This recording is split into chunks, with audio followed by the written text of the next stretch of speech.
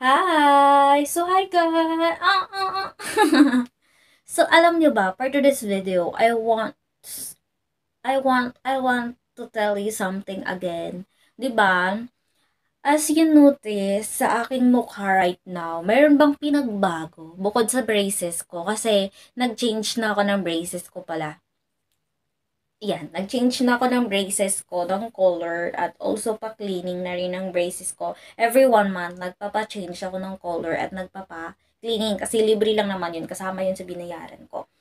Pero bukod guys, yun sa braces ko, mayroon bang pinagbago sa mukha ko? Hmm,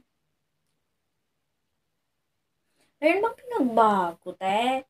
Of course, mayroong pinagbago sa mukha ko. Nakikita niyo ba yung eyebrows ko?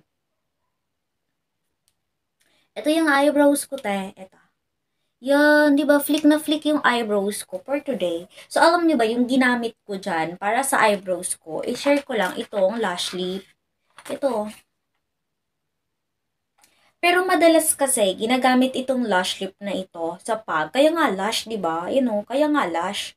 Sa lashes talaga siya actually ginagamit para yung lashes ay mag-i-stay siya sa loob ng 3 months na lift or yung lashes mo nakatiyad. Kasi guys, yung lashes ko talaga, that is original. At nakatiyad na talaga yung aking lashes. Kasi nga mabalbo na ako. Tingnan niyo naman, mabalbo na ako, di ba? Yan, tingnan niyo naman, te. Mabalbo naman ako, di ba?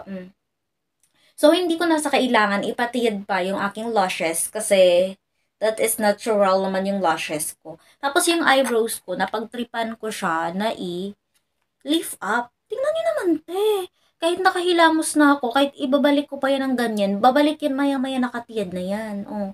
Yun. Yun kasi guys yung mga sekreto pala ng mga artista. Para pag tinignan yung kanilang eyebrows, para siyang naka-flick pataas. Then parang pa-natural.